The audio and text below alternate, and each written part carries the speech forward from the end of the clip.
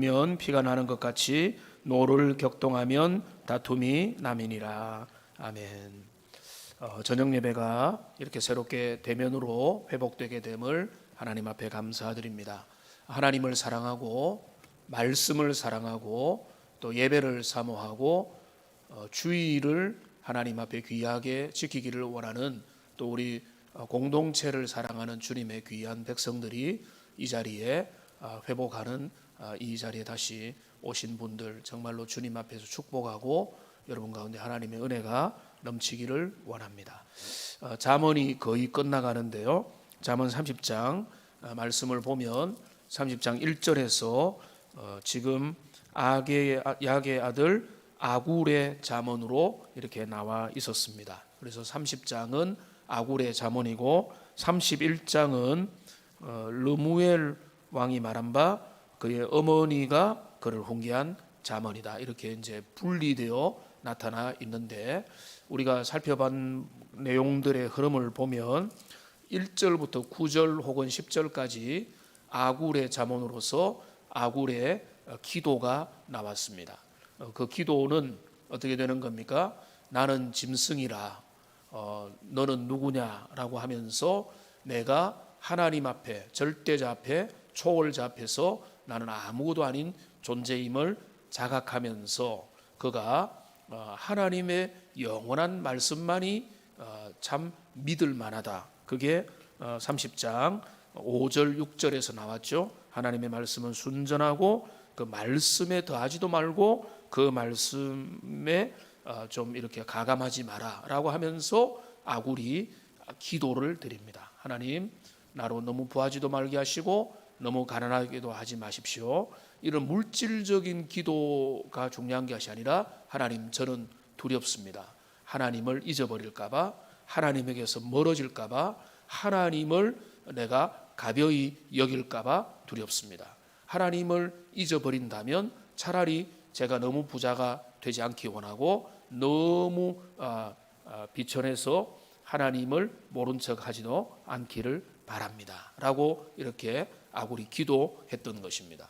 그리고 그 기도에 이어서 우리가 잠시 살펴봤는데 아굴은 그가 인생을 살면서 하나님 앞에 발견하고 확인했던 여러 가지 세태들, 피조물의 세계들, 동물의 세계, 식물은 여기 안 나옵니다만은 여러 동물의 세계, 인간, 군상들의 모습들, 요지경과 같은 인생들과 여러 세계의 모습들을 그가 살피면서 그냥 단순한 호기심을 가지고 이런 것도 있더라 저런 것도 있더라가 아니라 그 모든 세계를 살피면서 그 아들에게 자녀들에게 분별과 통찰을 주면서 정말로 세상에서 중요한 게 뭐냐 그런 것들을 그려주는 겁니다. 그래서 11절부터 14절까지 내 무리들에 대한 이야기들을 우리가 살펴봤습니다. 이런 무리 저런 무리들이 있다. 그 다음에 15절 16절에 보면은 거머리와 같이 항상 달라고 끊임없이 욕망을 가진 그 거머리의 두 딸의 이야기가 나오고 그 다음에 여기 18절부터 20절까지에는 네 가지 그 자취에 대한 이야기를 했죠. 자취 이거는 길, 행적, 지나간 그 자취인데 행적인데 지나가고 나면 그 행적들은 보이지 않는다는 거죠. 보이지 않지만 그러나 그 아굴이 말하는 바는 보이지 않는다고 해서 모르는 게 아니다.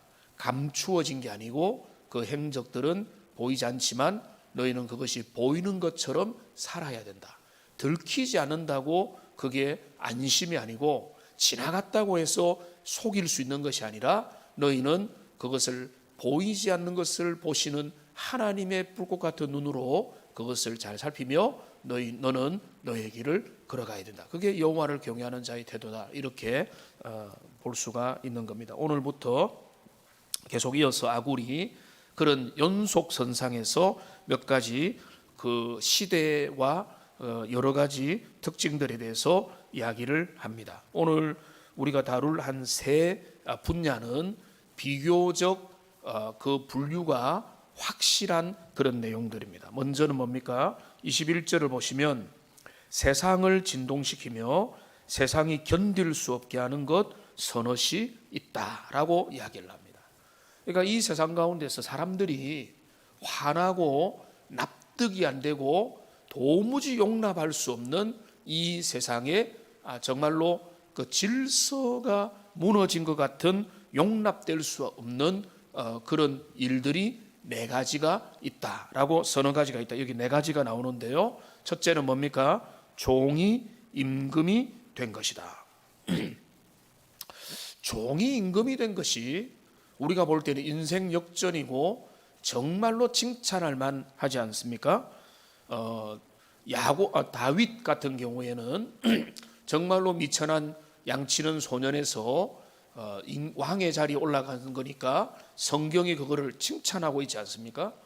요셉은 임금은 아니지만은 총리의 지위까지 정말로 애굽의 종으로 팔려왔다가 높은 자리에 올라왔으니까 그거는 참 우리가 정말로 박수치고 정말 귀한 일로 여겨져야 되는데, 지금 여기서 말하는 것은 요셉의 이야기나 다윗의 이야기나 인생 정말로 밑바닥에 있던 자들이 참 자기가 뼈를 깎고 애를 쓰고 또 은혜를 입어서 높아진 그거를 여기서 말하는 것이라고 보기가 어려운 겁니다. 여기서 말하는 것은 종이 임금이 됐다라고 하는 것은, 이거는 모반을 버려서 차지하지 못할 사람이 그 자리를 차지하는 것과 같은 그런 의미로 봐야 되는 겁니다. 도무지 잊지 말아야 될 일들을, 권력을 찬탈하는 일이 일어난 것이다, 이렇게 이제 봐야 되고, 그렇다면은 이 종을 이제 여기 어떤 아주 낮은 자리에 있는 종이라기보다 적극적으로 어떤 이제 주석가들은 이렇게 해석을 하는데, 여기 이제 왕의 친구, 왕의 좋은 자, 왕과 어울려 있어서 아주 편하게 있었던 그 사람이라고 보기도 합니다. 조언을 해주던 그런 위치에 있던 사람을 왕의 입장에서 보면은 아주 이제 종과 같은 사람으로 보는데, 그렇게 편안하게 소통했던 자가 역모를 꾸며서 왕권을 찬탈해 버렸다, 이렇게 보는 거죠. 그러니까 세상 가운데 정말로 이해 안 되고 납득될 수 없는 일이 뭔가 하면 나라의 질서가 완전히 뒤바뀌어 버렸다. 그러니까 이 역모와 그 권력 찬탈을 통해서 그 권력을 순식간에 빼앗아 버린 이런 이야기를 말하는 겁니다. 이번에 우리가 대통령 선거를 앞두고 있는데 진영마다 또 사람들마다 정말로 그 사람들이 불법적이다라는 이야기들을 하지만, 우리나라가 세계 안에서 보면은 그래도 우리가 절차를 따라서 투표권을 가지고 누구든지 백성들이 원하면 그 모든 권력을 언제든지 바꿀 수 있는 그런 어떤, 우리가 그런 민주화된 사회 제도 속에서 우리가 표심을 행사할 수 있는 것은 우리 사회가 절대로 저급한 사회가 아니라는 것을 우리가 확인을 하게 되는 거죠. 그러니까 어떤 목사님이 이런 이야기를 하는데 가만히 생각하니까 틀린 말은 아닌 것 같아요. 누구를 사실은 뽑아도 우리나라 흔들리지 않는다. 왜냐하면 하나님께서 이 나라를 이제 지켜주실 것이고, 그렇기 때문에 우리는 누구에 의해서 이 나라의 운명이 결정되는 것처럼 그렇게 하는 것도, 그것도 오히려 믿음이 없는 일이 될 수도 있는 거예요. 하나님의 역사는 그거를 넘어서기 때문이다. 그러니까 인물 때문에 실망하거나 어떤 일들 때문에 지나치게 거기에 마음을 둘 필요도 없는 것입니다. 그러니까 여기서 분명히 말하는 것은 뭡니까? 종이 임금이 된 것. 그래서 불법적으로 권력을 찬탈하고 모반을 통해서 일어나는 것들이 견딜 수 없는 일이다라고 이렇게 말을 하고 있습니다. 그다음에 두 번째로 뭐라고 했습니까? 미련한 자가 음식으로 배부른 것이다.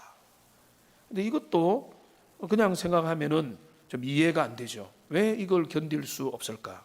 그러니까 미련한 자가 그래도 먹는 것이라도 배불리 먹어서 그거를 배를 두드리면서 만족감을 느낀다면 그나마 그게 나쁜 일이 아닐 건데, 여기서 말하는 바는 그런 어떤 단순한 의미가 아니라 그 사람이 지혜롭지 못하고 미련하고 어리석은 자인데, 이런 미련하고 어리석은 자가 돈을 많이 벌어서 부자가 되어서 자기 하고 싶은 대로 마음껏 하게 되는 그런 상황, 그런 사회, 그런 질서를 여기에서 의미하는 겁니다. 그런 질서와 그런 사회가 과연 좋은 세상인가, 좋은 바람직한 사회인가? 이 잠언의 기자가 바라볼 때는 그거는 바람직하지 않다는 것입니다. 열심히 일하는 사람, 그리고 지혜로운 사람, 그리고 정말로 좀 그런 면에서 지혜롭고 열심히 일하고 나름대로 자기가 성실한 사람이 거기에 대한 대가를 가지고 거기에 대해서 불편하지 않도록 하는 그 사회가 훨씬 더 건강하고 안정된 사회다. 그거를 잠언 기자는 지금 이야기를 하고 있는 것입니다. 지금 잠언 기자가 지금 특별히 이제 아굴이죠. 아굴이 말하는 견딜 수 없는 세 번째 일이 뭔가 하면 미움 받는 여자가 시집을 간 것이다. 이렇게 말하고 있어요. 이것도 진짜 혼돈이 되죠. 미움을 좀 받고 서러움을 겪다가 잘 시집가고 장가가거나 해서 하면은 좋은 일 아닙니까? 인생 역전됐으니까. 근데 여기서는 그게 정말로 안 좋은 일, 견딜 수 없고 참을 수 없는 세상을 진동시키는 일이다라고 말하는 겁니다. 근데 이거는 성경대로 이제 우리가 이런 사람이 어떤 사람인가를 잘 살펴봐야 되는데, 여기 미움을 받는다는 것은 그 신데렐라나 뭐 이런 그리고 이제 착한데 나쁜 사람한테 미움을 받는 그런 사람을 의미하는 게 아닙니다. 여기서 말하는 것은 뭔가 하면 자신의 악행과 부도덕한 행위와 원래 그 행실이 불량한 여인, 뭐 성적으로든지 아니면은 원래 삶이라든지 그의 태도에 있어서 바람직하지 않는 그 행실이 부도덕한 사람, 그러니까 짓판을 받고 손가락질 받는 여인이 있었다는 거예요. 그런데 이 여인이 그 삶을 신분 세탁을 딱 하고 남들을 다 속여서 그냥 괜찮은 집에 시집을 갔다, 이렇게 되는 일이에요. 여기서 말하는 것은 그것을 말하는 거예요. 그러니까 그 사람이 원래 악인이요, 정말로 어리석은 자요, 행실이 부도덕한 그런 사람인데 그 모든 것들을 다 속이고 결혼을 하여 아주 괜찮은 집에 시집을 갔다는 것이죠. 자, 그러면 결과적으로 뭐 우리가 지나가는 말로 그 사람 뭐 그래도 시집 잘 가서 잘 먹고 잘 사네라고 하겠지만은 한번 생각해 보십시오. 그 가문을 생각해 보면 여러분, 그게 좋은 결혼입니까? 누구에게 좋은 결혼이 되겠습니까? 여러분, 우리가 자녀들을 위해서 정직하게 생각해 보고 우리가 잘 살펴보면 좋은 결혼, 좋은 만남은 뭡니까? 사실은 우리의 부모님들이나 어른들이 했던 말이 맞는 거죠. 서로 비슷해야 되는 거예요. 어떤 의미에서 수준도 비슷해야 되고, 어떤 의미에서 좀 교육 환경도 좀 비슷한 게 좋고, 서로가 좀 이렇게 대화도 되는 게 좋고, 어느 정도 좀 이제 수준과 결이라는 게 비슷해야 나중에 어려움을 당하지 않는다는 거예요. 근데 이 사람이 악행을 행하는 사람인데, 여기 여인이라고 나와 있지만은 남자라고 봐도 마찬가지예요. 악행을 행하는 사람이고 행실이 아주 문제 있는 사람인데 결혼을 잘했다. 좋은데 결혼을 했다. 자, 그러면 어떤 일이 일어나겠습니까? 그 가정 망하는 겁니다. 거기에 문제가 생기는 거예요. 그러니까 그 배우자가 엄청난 피해를 입게 된다는 거죠. 그러니까 지금 우리가 다 부족한데 결혼해서 맞추어 사는 이런 걸 말하는 게 아니죠. 여기서 말하는 거는 과거에 불량한 행실을 감추고 어디에 뭐 시집을 가고 장가를 간들 거기 어디 가겠냐는 거예요. 그래서 그거를 누구 고생을 시키려고 하는 것이냐. 그러니까 정말로 인생에 일어나지 말아야 될 것은 뭔가 하면 그러니까 하나님, 내 자녀가 좋은 배우자를 만나기 원합니다. 이런 기도 우리는 해야 되겠지만은, 여러분 다시 역지사지를 하면 사실 저는 그런 기도, 자녀들이 이제 점점 나이 들어가면서 성장을 해가면서 그런 기도도 하지만은 그런 기도보다는 두려운 마음도 들어요. 왜냐하면은 내 자녀들이 그 배우자와 결혼을 했을 때 그들이 정말로 상대방들에게 축복의 존재가 될 수 있겠는가? 그런 걸 생각하면은 정말로 결혼을 잘한다는 의미가 뭔지, 결혼을 진짜 잘한다는 것은 서로가 서로에게 축복이 돼야 되는 거잖아요. 그런데 지금 이 이제 불량한 미움받는 여자가 시집을 잘 간 게, 시집을 좋은 집안에다 시집 간 것이 결코 그 집안의 행복이 될 수 없다. 그 남편 불행하다. 이게 지금 잠언의 저자가 말하고 있는 그런 내용이에요. 다시 말하지만은 이 남자든 여자든 관계 없습니다. 그러니까 내 자녀 준비 잘 시키는 게 더 중요한 거예요. 내 자녀가 정말로 도덕적으로나 행실적으로나 신앙적이거나 여러 면에서, 그런데 그게 뭐 한도 끝도 없죠. 준비를 잘 시킨다는 게 그게 한도 끝도 없지만 그래도 준비를 잘 시키고, 그러니까 또 하나 너무 격차가 나는데 시집장가 잘 보내려고 애를 쓸 필요도 없는 거예요. 누구 고생시키려고. 그게 누구에게 축복이 되고 누구에게 저주가 될지 그걸 알 수 없기 때문에 자기 분복에 맞게 잘 이렇게 가는 게 그게 옳은 것이다. 그러니까 잠언 아굴은 그 이야기를 하는 겁니다. 그 다음에 네 번째로 여종이 주모를 이은 것이니라. 그러니까 여기도 똑같은 이야기인 겁니다. 그러니까 여기도 그 여종이 주모를 이어받았으니까 이 얼마나 능력 있고 얼마나 성실하고 착하면 주모의 인정을 받아서 그 자리를 이어받겠는가라고 하는데, 이거는 이제 해석을 그렇게 하면은 이 견딜 수 없는 세상의 요지경이라는 것과 안 맞잖아요. 그러니까 이제 이 의미는 뭔가 하면 여종이 그 주모의 자리를 꿰차버린 거예요.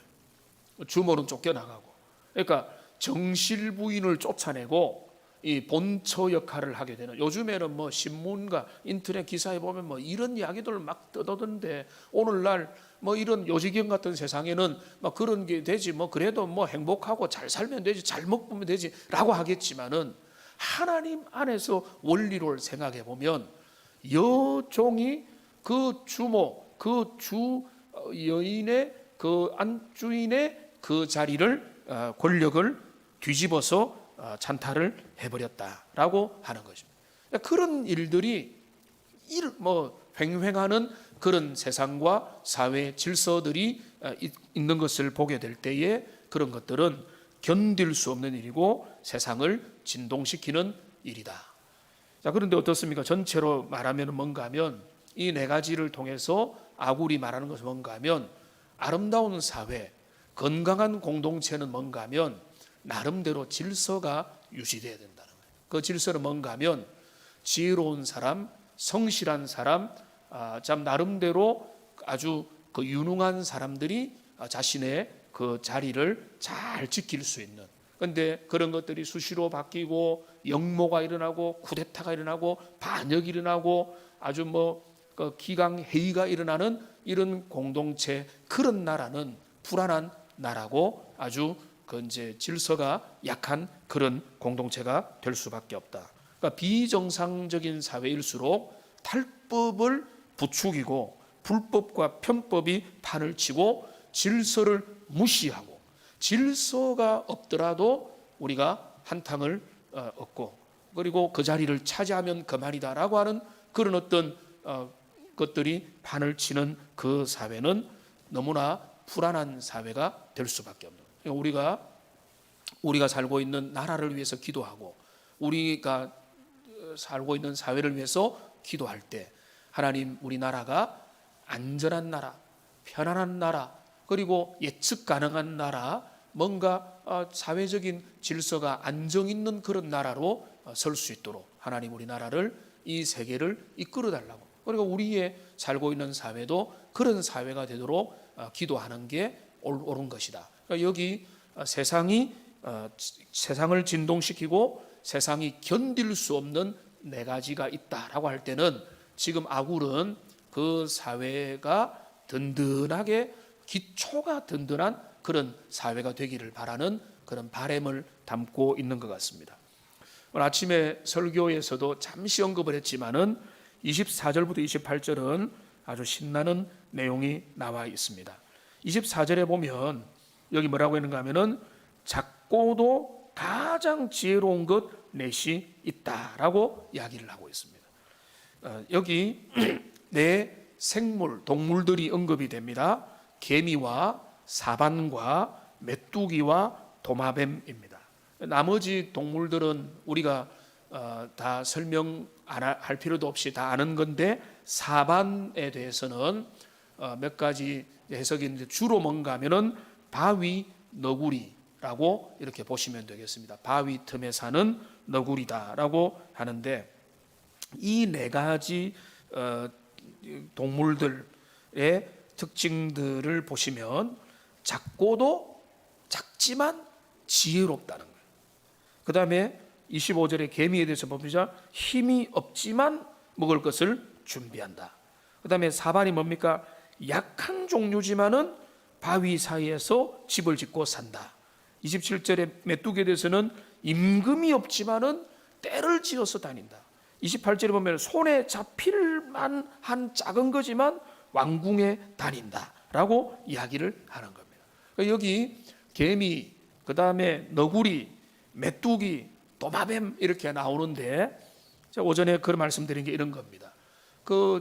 이 땅의 비조 세계를 보면 호랑이도 있고 사자도 있고 표범도 있고 코끼리도 있고 악어도 있고 뭐 멧돼지도 있고 사나운 짐승들도 있는데, 자 그러면 우리가 생각하기에 이 비조 세계에서 뭐 어떤 존재가 돼야 되고 어떤 존재가 가치가 있느냐라고 생각하면은 우리는 사자가 최고 아닌가, 이런 생각으로 자꾸 이제 머물러 있다는 거죠. 그런데 우리가 전체적인 눈으로 볼 때는 사자가 완전히 어르렁거리고 호랑이가 뛰어다니는 세상 가운데도 모든 지혜로운 존재는 자기의 존재의 가치를 지니고 은사를 지니고 특징을 따라서 열심히 행복하게 자기의 그 길을 걸어가고 있더라는 겁니다. 지금 이게 아굴이 바라보는 그 세상의 섭리라는 거죠. 우리가 볼 때는 사자가 세상을 다 지배하네. 그게 아니라는 거죠. 정말로 미력하게 보이지만은 힘을 가지고 지혜롭게 살아가는 그런 존재가 있다는 것입니다. 간단하게 살펴보면 뭡니까? 여름에 겨울에 먹을 걸 준비하는 개미. 이거는 우리가 잘 아는 이야기잖아요. 개미는 부지런함의 상징이는, 개미가 덩치가 작지만은 고민하지 않고 그것 때문에 열등감을 가지고 스트레스 받으면서 나는 왜 이럴까? 나는 왜 몸이 까말까? 나는 왜 이렇게 이런 존재가 밖에 안 되느냐? 이런 거로 고민하는 개미가 없잖아요. 그 개미는 뭡니까? 자기의 성실함으로 자기의 몸보다 훨씬 더 큰 것들을 열심히 부지런히 나르면서, 근데 어떤 사람이 그 개미 들어가지고 막 이렇게 어릴 때 장난치거나 뭐 엉덩이에 있는 그 물을 한번 먹어보기도 했거든요, 어릴 때. 뭐 그런 해가지고 장소를 옮기면 개미의 삶이 송두리째 막 이렇게 어긋나는, 그렇게 볼 수도 있지만 그런 것 때문에 개미가 흔들리지 않는다. 개미는 자기의 일을 열심히 하는 거예요. 호랑이와 자기를 비교하지 않고 열심히 그 길을 걸어간다. 주어진 자기의 성실함으로 살아가고, 개미는 그 개미의 인생을 사는 거예요. 인생은 아니지만. 그 다음에 여기 4반이 바위 너구리라고 했습니다. 너구리가 야생의 표범과 다른 어떤 큰 존재에 비해서 그가 약하기 때문에 먹힐 것 같지만은, 근데 어떻게 됩니까? 바위 틈에서 그가 자기의 생존할 수 있는 그 집을 깊이 짓는 거죠. 집을 바위 사이에 짓는 4반.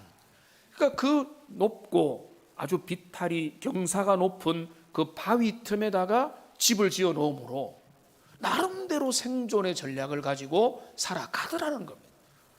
그러니까 못 살 것 같지만은 못 산다는 게 아니에요. 살아갈 수 있더라. 그게 아굴이 바라본 또 그 신비한 삶의 세계다. 생명의 세계다. 그렇게 보는 것입니다.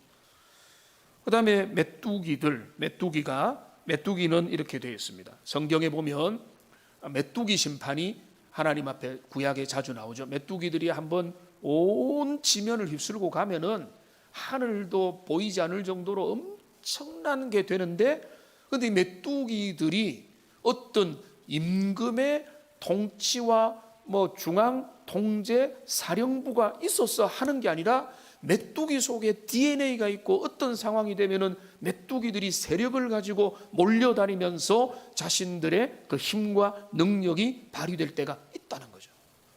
그러니까 우리는 그거를 모르고 그 메뚜기들의 엄청난 결집과 그 이동의 경로에 대해서 우리는 잘 모르지만, 그러나 그 메뚜기들이 임금이 없어도 자기들의 그 방향을 따라 이동하고, 이동함을 통해서 그 지역이 쑥대밭이 되기도 하고 식량이 거들나기도 하는 그 결집의 힘을 메뚜기들이 보여주는 것입니다.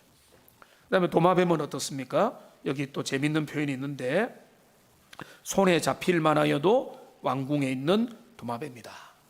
자, 이 이제 도마뱀은요, 여러분 중동 지방이나 여기 동남아시아에 가면 좀 괜찮은 숙소를 잡아도요, 도마뱀을 피하기 어렵습니다.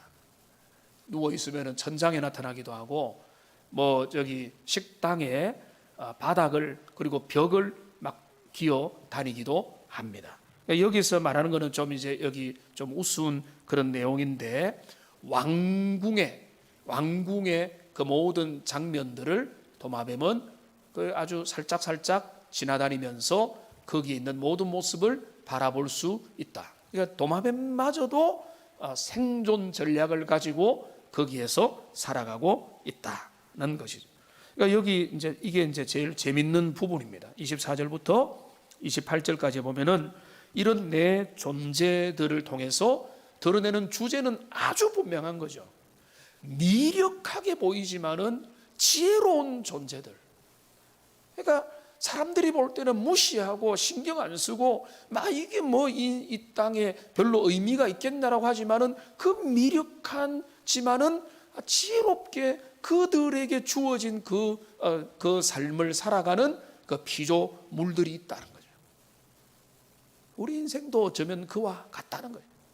우리가 세상에서 호령을 하고 세상을 좌지우지하고 이 땅에서 영웅호걸처럼 그렇게 살아가지 못하지만은 그것이 우리 인생의 성공과 실패를 하는 게 아니라, 하나님이 보실 때는 나 한 사람이 때로는 개미처럼, 때로는 도마뱀처럼, 때로는 바위 위에서 자기의 집을 가는 그 사반처럼 그렇게 산다 할지라도 그게 하나님 보실 때는 귀하고 멋지고 신비하다. 그러니까 아침에 제가 말씀드린 대로 우리의 인생을 산다는 것은 내 인생이 왜 이렇냐라고 생각하는 순간 그거는 하나님 앞에 실패하는 거예요. 하나님, 내게 주어진 내 인생, 그 인생을 나는 살겠습니다. 그리고 그 살되 내가 최선을 다하고 내게 주어진 환경, 내게 주어진 삶의 조건을 따라서 하나님 앞에 살아가는 거죠. 그거를 주님이 귀하다, 착하다, 충성스럽다 그렇게 말씀하고 계시는 겁니다. 마지막 여기 또 네 종류의 대상을 이야기하는데, 여기는 정반대 이야기입니다. 29절에 보시면은 29절을 같이 한번 읽어보겠습니다. 잘 걸으며 위풍 있게 다니는 것 서너시 있나니. 여기 보면 내 대상을 이야기합니다. 30절에 사자가 나오고요, 31절에 사냥개와 순념소와 당할 수 없는 왕을 이야기합니다. 그러니까 여기 앞에서는 작지만 지혜로운 존재를 이야기했지만, 그래도 뒤에는 보면은 진짜 멋진 존재를 이야기합니다. 그러니까 작지만 지혜로운 존재도 멋있지만은 동물의 종류가 많아서 가지만, 그러나 진짜 동물원에서 보고 싶으면 뭡니까? 호랑이잖아요. 그러니까 그 호랑이를 한번 보고 싶잖아요. 왜 그렇습니까? 그 밀림의 왕자 호랑이를 보고 싶은 그는 그 위용을 느끼고 싶기 때문에, 그게 이제 호랑이가 없다 이러면은 동물원의 매력이 많이 줄어들겠죠. 그러니까 그런 차원입니다. 여기 당당한 존재들이 있다는 거예요.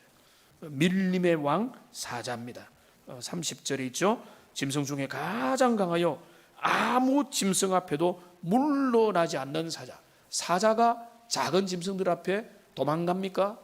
무서워합니까? 움츠려듭니까? 안 하죠. 사자가, 어린 사자는 어릴 때 위기만 부모의 보호를 잘 받으면은 사자는 위풍당당하게 아주 담대하게 어떠한 그 지상해 보이는 대적들 앞에서도 굴하지 않고 딱 자신의 모습을 지키는 멋진 존재라는 겁니다. 여기 몇 가지를 얘기합니다. 사냥개, 순념소, 그 다음에 당할 수 없는 왕. 순념소가 왜 위풍당당한지 이거는 잘 모르겠지만 그렇게 나와 있습니다. 마지막 당할 수 없는 왕에 대해서 좀 설명해 보면은요, 이 당할 수 없는 왕이라는 것은 아무도 건드릴 수 없는 왕입니다. 그러니까 근데 이거를 이제 좀 더 풀어선 그 설명을 보면은 잘 준비된 군대를 거느린 실력 있는 왕입니다. 그러니까 진짜 잘 준비된 군대를 거느린 실력 있는 그 통치자만큼 정말 위세등등하고 기풍이 높은 그런 존재가 어디 있겠습니까? 완전히 통솔된 준비된 군대력을 가지고 그 모든 군대의 존경을 받으면서 자신이 그 리더십을 발휘하는 그 리더, 그 통치자, 그 왕은 정말로 기세가 대단한 거죠. 저 이런 말씀 안 드릴 수가 없는데, 러시아 푸틴 어떻습니까? 그가 막강한 군사력으로, 압도적인 군사력으로 우크라이나를 쳐들어 침공을 해왔습니다. 지금 난리가 났다고 생각했지만 여러분 어떻게 일이 진행되고 있습니까? 푸틴이 사면초가의 위기로까지 내몰리고 있죠. 왜 그런가 하면 그가 눈에 보이는 물리적인 군사력은 가지고 있었지만은 그의 군대가 완전히 통제되지 못했고, 그의 그 모든 리더십이 서방 세계의 엄청난 시험대 앞에 놓이게 될 수밖에 없었던 겁니다. 그러니까 우크라이나 그 대통령과 국민들이 오히려 더 응원을 받고 지지를 받고, 온 세계에 몇 나라 빼고는 한 너다섯 나라를 빼고는 모든 세계가 거기에 등을 돌리게 되는, 그러니까 거기는 눈에 보이는 힘은 있는 것 같았지만 그 힘은 진짜 존경받는 정말로 대단한 힘이 아니었음을, 그러니까 우리가 기도해야 되는 게, 그렇다고 해서 그 이제 푸틴이 절대로 그냥 쉽게 물러나진 않을 거거든요. 뭔가 눈에 보이는 가시적인 작은 거라도 얻지 않고 그냥 물러났다는 그 완전히 자존심도 상할 거니까, 그러니까 이게 좀 더 길어질 수도 있고, 이게 전쟁에 쉽게 개입할 수도 없고, 3차 대전의 위험도 있기 때문에 지금 이제 경제적인 제재만 가해서 있는데, 지금 이런 푸틴 같은 지도자, 공포와 힘, 눈에 보이는 힘과 두려움만을 가지고 군대를 이끌고 나라와 세계를 이끄는 시대가 지나갔다는 것을 우리가 보고 또 확실하게 보여줘야 된다고 봅니다. 그래서 그거를 위해서 기도해 주시고 너무 그 과정을 통해서 큰 어려움을 당하지 않도록 여러분 기도해야 되는 겁니다. 분명한 것은 어떤 리더가 진짜 좋은 리더인가? 그 리더는 당할 수 없는 왕이라는, 당할 수 없는 리더라는 뭔가 하면 아무도 함부로 건드리지 못하는, 그러니까 외적인 힘과 내적인 힘과 또 자기 통제와 모든 것들이 잘 갖추어져 있기 때문에 아무도 함부로 건드릴 수 없는 리더야말로 진짜 탄탄한 리더십이라고 볼 수가 있는 겁니다. 그러니까 이런 면에서 잘 준비된 이상적인 지도자가 있다면 얼마나 행복하겠습니까? 그러나 우리가 좀 알죠. 이 땅에 이상적인 지도자는 그리스도 예수를 제외하고는 있을 수가 없습니다. 우리가 인생을 좀 살다 보면 흠들이 있다는 것을 알게 되고 결국은 이제 그런 것들에서는 소망을 하기보다는 그들이 잘할 수 있는, 그들이 국민의 공복으로서 어떻게 잘 섬길 수 있느냐를 우리가 보고 좀 기도하면서 선정을 할 수밖에 없는 것입니다. 우리가 메시아를 기다리는 선거가 아닙니다. 이 땅에 메시아는 없습니다. 우리 주님만이 메시아가 되시기 때문에. 그러니까 참 이 나라가 올바른 방향으로 갈 수 있도록, 우리 사회 질서가 잘 세워질 수 있도록 당할 수 없는 왕, 이거를 우리 시대의 버전으로 좀 바꾼다면 우리나라를 안전하게 아름답게 이끌어갈 수 있는 국정의 지도자가 잘 세워져서 나라의 혼란을 수습하고 통합과 안정으로 갈 수 있는 그런 지도자가 잘 세워지고, 그리고 우리나라가 이런 혼란이 잘 극복될 수 있도록 여러분 기도해야 될 것입니다. 말씀을 정리하겠습니다. 아굴은 그가 기도하고 난 다음에 요지경 같은 세상, 그리고 흥미롭고 신비하고 기이한 인생의 그리고 피조 세계의 여러 가지 모습들을 그가 나름대로 깨달은 대로 분류하여 나타내고 있는 것입니다. 자, 이 모든 것들을 통해서 저는 신기하다, 아굴은 호기심이 많았구나 라고 그렇게 이제 생각하고 아굴에 대해서 이해를 하는데 그치는 것이 아니라 이런 질문을 좀 던져볼 필요가 있는 것 같습니다. 아굴은 무엇을 말하고자 했을까? 그의 자녀들에게, 그리고 우리들에게, 이 말씀을 읽는 독자들에게 아굴이 진짜 전달하고 싶은 그 내용은 무엇일까? 이 세상에 수많은 일들이 일어나고 수많은 존재들이 있고 사람들이 있고 요직인 것 같은 세상이고 별의별 사람들이 다 있지만은 너희는 하나님의 자녀로서 분별하며 이 땅에서 무엇이 올바르고 무엇이 가치 있는 것이고 무엇이 하나님이 기뻐하는 것인가를 잘 분별하며 너희는 흔들리지 말고 너희의 삶의 길을 걸어가라. 이거를 아굴은 말하고 싶었다고 저는 상상을 해봅니다. 그래서 여러분 오늘날도 가치관이 충돌되고 별의별 일들이 있고 기가 막힌 일들이 있고 상상 못할 일들과 사건과 사람들과 그런 것들로 둘러싸여 있는 이 세상 가운데서 우리에게는 하나님이 말씀을 주셨고 흔들리지 않는 표준을 주셨고 그 가치를 평가할 수 있는 기준을 주셨으니까 이거를 붙들고 믿음으로 우리에게 주어진 길을 걸어가는 하나님의 복된 백성들 다 되시기를 주님의 이름으로 축복합니다. 우리 기도하겠습니다. 살아계신 하나님, 잠언의 말씀을 살피게 하시옵소서.